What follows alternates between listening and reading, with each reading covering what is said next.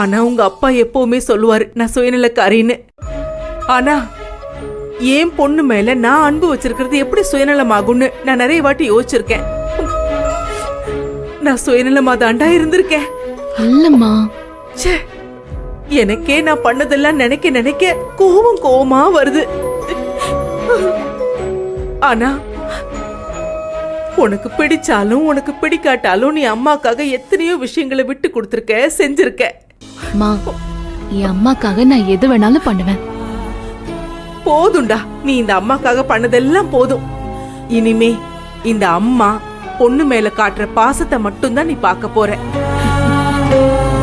இனிதான் இந்த மரகதம் யாரு, என் பாசம் என்னன்னு உனக்கு தெரிய வரும்டா. அப்புறம் புனிதா, நீ போற இடத்துல எப்படி நடந்துக்கணும் அதெல்லாம் உனக்கு சொல்லி கொடுக்கணும்னு அவசியமே இல்லை. ஆனா அம்மாக்கு அடிக்கடி போன் பண்ணுவலடா நீ. ஒரு நாளைக்கு ஒரு தடவையாவது போன் பண்ணி பேசுவல்லடா. வாரத்துல 2 தடவை அம்மா கிட்ட உன் முகத்தை காட்டிட்டு போடா. சரிம்மா. அதெல்லாம் விடு, நீ மாப்பிள்ளை கூட சந்தோஷமா இருக்கணும். அது வேற, அவங்க வீட்டுல அம்மா இல்லாம வளர்ந்த குடும்பம். உன்னதாண்டா எல்லாத்துக்குமே நம்பி இருப்பாங்க. இவ்ளோ பெரிய குடும்பத்தையே நீ நடத்தி காட்டிட்ட. அந்த குடும்பத்தையும் நீ நல்லா பாத்துக்குவேன்னு இந்த அம்மாக்கு நம்பிக்கை இருக்குடா. பெரியசாமி அண்ணன் சொன்ன மாதிரி சீக்கிரமா எனக்கு ஒரு பேரனையோ பேத்தியோ பெத்து கொடுத்துடணும். நான் உங்க தோள்ல கொஞ்ச நேரம் சாஞ்சுக்கிட்டுமா? ஐயோ, என்னடா கேள்வி இது? வா வா, வாடி தங்கம்.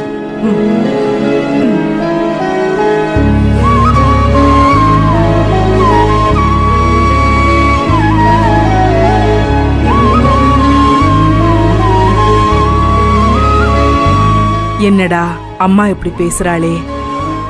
அம்மா மனசுக்குள்ள சரியா இருக்காளா? இப்ப இப்படி மாறிட்டாளேன்னு நீ எதையுமே யோசிக்காத. வாழ்க்கையில சில விஷயங்கள்லாம் சட்டுன்னு புரியாது. ஆனா புரிஞ்சிருச்சுன்னு வச்சுக்கோயேன், அதுக்கப்புறம் அதை புடிச்சுக்கிட்டு நாம முன்னேறி போயிட்டே இருக்க வேண்டியதுதான். நான் உன்னை புரிஞ்சுக்கிட்டேன்னு சொல்றதை விட என் தப்பு என்னங்கறத நான் புரிஞ்சுக்கிட்டேன். அதான் என் புனிதாக்காக நான் மாத்திக்கிட்டேன். இதுக்கப்புறம் உன் வாழ்க்கையில நீ சந்தோஷத்தை மட்டும் தாண்டா பாப்ப. நான் கபிலன் வீட்டுக்கு போனதும் நீங்க வருத்தப்பட மாட்டீங்களே? புனிதா, எல்லா பொண்ணு பெத்தவங்களுக்குண்டா. பொண்ணு புகுந்த வீட்டுக்கு போகாம இருந்தா யாருக்கிட வருத்தம் இல்லாம இருக்கும்? எல்லா அம்மாக்களுக்கும் இருக்கிற வருத்தம் எனக்கும் தாண்டா இருக்கு. ஆனா இந்த அம்மாவோட வருத்தம் இதுக்கப்புறம் எப்போதும் உன்னை காயப்படுத்தவே படுத்தாதிரி செல்லம். உனக்கு ஒரு விஷயம் தெரியுமா? எல்லா பொம்பளைங்களும் பாத்தீங்கன்னா ஒரு பெண் சாமியை தான் தனக்கு துணையா வச்சுக்குவாங்க.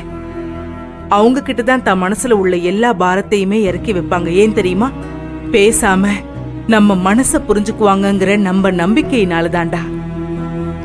சீதை இருக்காங்கல்ல, அவங்கள ராமருக்கு கல்யாணம் பண்ணி கொடுக்கறப்போ ஜனக மகாராஜா அப்படி அழுதாராம். ஊரெல்லாம் கேட்டாங்களாம், என்னங்க நீங்க ராமருக்கு தானே சீதையை கல்யாணம் பண்ணி கொடுக்க போறீங்க, உங்க பொண்ணு சந்தோஷமா தானே இருக்க போறான்னு ஊரே சொல்லுச்சான். அவர் சொன்னாராம், அவ நான் பொத்தி பொத்தி வளர்த்த பொண்ணு, அவளை நான் தரையிலேயே நடக்க விடாம வளர்த்திருக்கேன்.